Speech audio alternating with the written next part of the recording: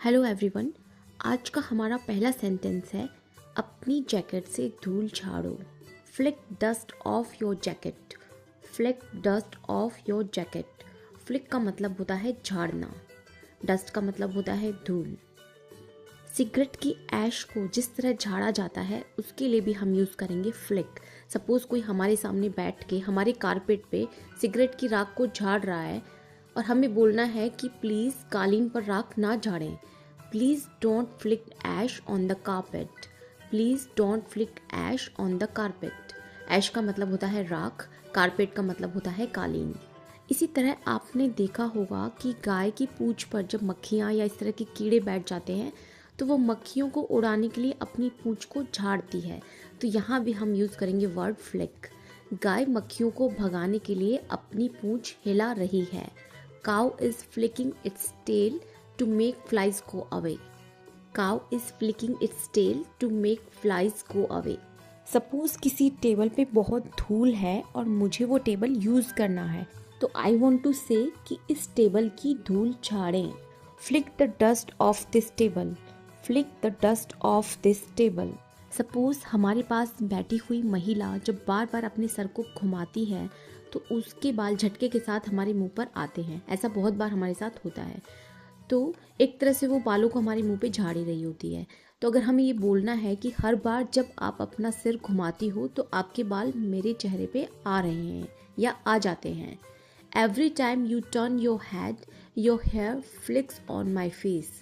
Every time you turn your head your hair flicks on my face. सर घुमाने के लिए इंग्लिश में बोलेंगे टर्न योर हेड। त्योरियाँ चढ़ाना या भौहें चढ़ाना के लिए इंग्लिश में वर्ड होता है फ्राउन। उसने मुझ पर भौहें चढ़ाई, जो ज़्यादातर लोग नाराज़गी में या गुस्से में करते हैं। She frowned at me. She frowned at me. हमारे आसपास कोई व्यक्ति या घर में कोई व्यक्ति जब नाक भौं सिकोड़ कर रहता है और हम उसको इन जनरल ऐसे ही बोल देते हैं, क्यों नाक भौं सिकोड़ कर अपना खूबसूरत चेहरा खराब कर रहे हो। Why are you spoiling your beautiful face by frowning? Why are you spoiling your beautiful face by frowning? सड़क पे बने हुए गंदे नाले के गड्ढे जिन पे ढक्कन लगा होता है, जिनको टाइम टू टाइम खोलकर उनकी मरम्मत की जाती है, उसे इंग्लिश में बोलते हैं मैन होल। मैन होल के करीब ना जाएं। Don't get close to manhole. Don't get close to manhole. आप इस पर लड़खड़ा कर गिर सकते हो या आप इस पर लड़खड़ा सकते हो। You may trip on it. You may trip on it. लड़खड़ाने को इंग्लिश में बोलते हैं trip.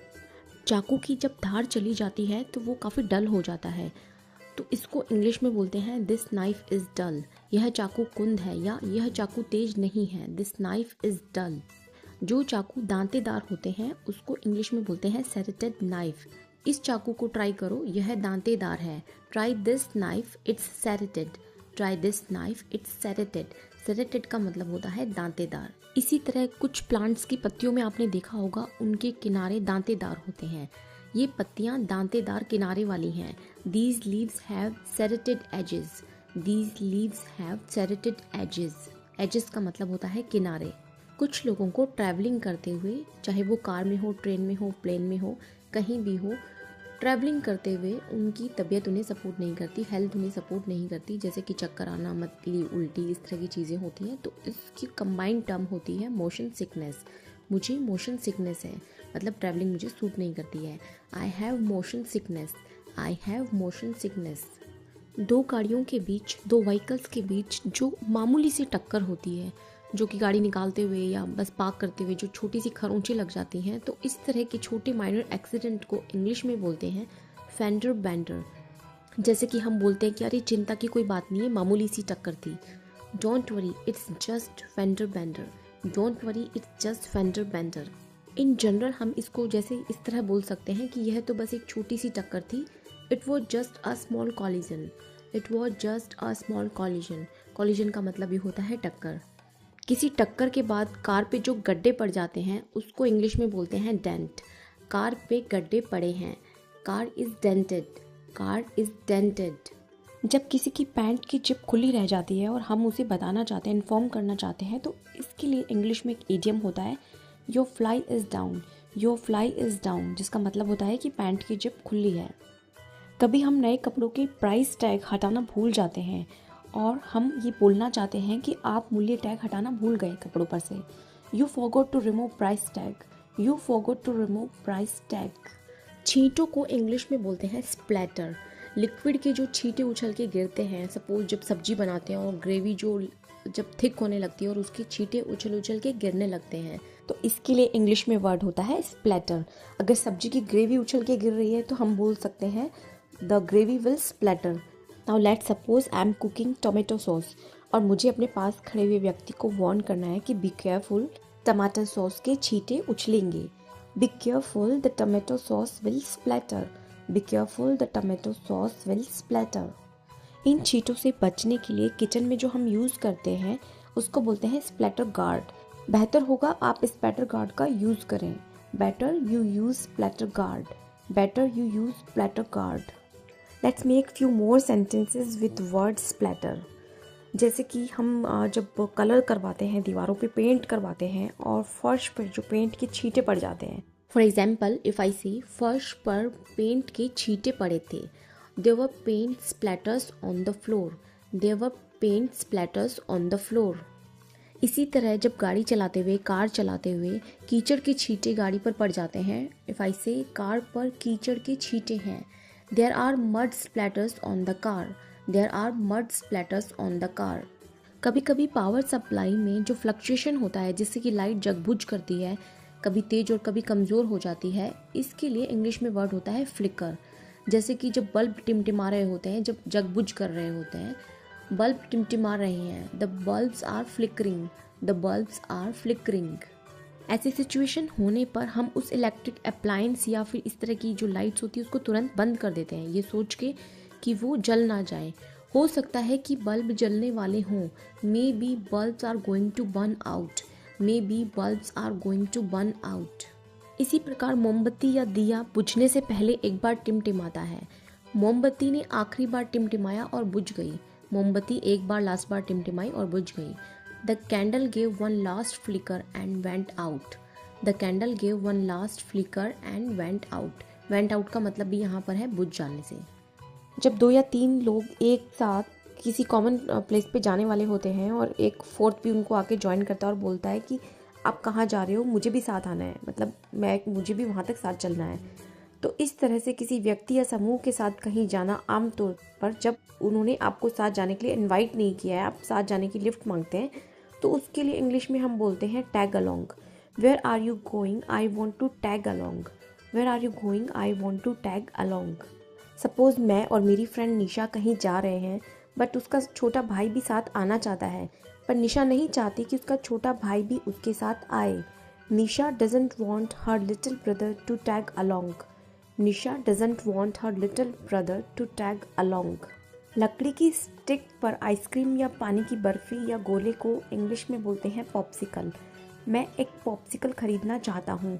I want two by a popsicle, I want two by a popsicle. Kitchen में गर्म चीज़ों को रखने के लिए मेटल की 3 लेग्स की जो प्लेट होती है उसको इंग्लिश में बोलते हैं ट्रिवेट। सपोज हमें कोई गर्म आइटम रखना है और हम किसी को बोलना चाहते हैं कि ट्रिवेट का यूज़ करो, ये गर्म है। Use trivet, it's hot. Use trivet, it's hot. धक्का मारने को इंग्लिश में बोलते हैं पुश करना, लेकिन इसका एक दूसरा वर्ड भी होता है शोव। तुमने धक्का क्यों दिया? Why did you shove? Why did you shove? क्योंकि तुमने मुझे मूर्ख कहा। Because you called me pig-headed, because you called me pig-headed। मूर्ख के लिए हम इंग्लिश में बोलते हैं pig-headed। तुम डरे हुए हो, you are scared, you are scared। डरे हुए का इंग्लिश में मतलब होता है scare। वो जिद्दी है, she is stubborn, she is stubborn। जिद्दी को इंग्लिश में बोलते हैं stubborn। जब किसी लिक्विड चीज़ को किसी होल में से प्रेस करके यानी कि दबाकर उसे बाहर निकाला जाता है, तो इस तरह का जो निकालने का प्रोसेस होता है उसके लिए इंग्लिश में वर्ड होता है स्क्वेट। स्क्वेट। सपोज जब केचप ख़त्म होने वाला होता है और सैशे से जब हम उसे निकालने की कोशिश करते हैं और ये बोलते हैं कि इसे दबाकर निकाल लो। Ketchup is not coming out, try to squirt it. Ketchup is not coming out, try to squirt it. Now suppose आपने अपने सैंडविच पे सॉस डाला बट ज़्यादा आ गया है, तो इसको आप इंग्लिश में बोलेंगे the sauce is too much, the sauce is too much. इसे टिश्यू से पोंछें, blot it with tissue, blot it with tissue. जब हम परफ्यूम या किसी इस तरह की खुशबूदार चीज़ों को टेस्ट करने के लिए दुकानदार से पूछते हैं कि क्या मैं इसकी छोटी सी अमाउंट स्प्रे कर लूँ, क्या मैं थोड़ा सा स्प्रे करके देख लूँ, तो इसके लिए इंग्लिश में वर्ड होता है स्प्रिड्स। क्या मैं इसे अपनी कलाई पर छिड़क के देख सकती हूँ?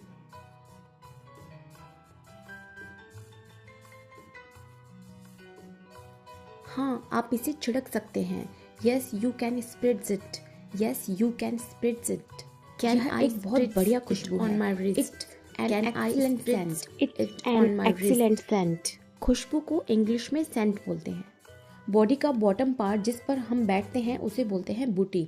अगर किसी व्यक्ति के पीछे कुछ लगा हुआ है और हम उसे बोलना चाहते हैं कि आपके पीछे कुछ है, there is something on your booty, there is something on your बूटी।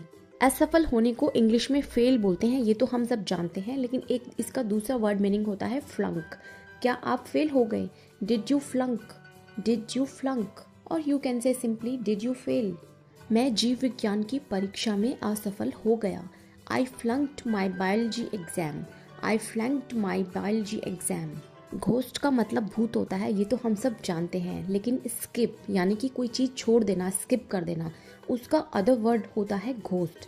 मैंने तुमसे कहा था कि कक्षाएं मत छोड़ो, मतलब कि कक्षाएं स्किप मत करो। I told you not to ghost classes, I told you not to ghost classes. आपकी लिखावट सचमुच में खराब है। Your writing is really poor, your writing is really poor. Next word is dope. Dope का मतलब होता है मूर्ख। कभी कभी कोई बात दो लोगों के बीच सीक्रेट होती है। फॉर एग्जाम्पल, कोई बात मेरे और मेरी फ्रेंड के बीच सीक्रेट है और उसने उस चीज़ को लीक कर दिया, and now I want to say that तुम्हें उसे ये नहीं बताना चाहिए था, तुम मूर्ख हो। You shouldn't have told him, you dope, you shouldn't have told him, you dope. So that's all for today. Hope this video will be helpful for you. Thank you so much.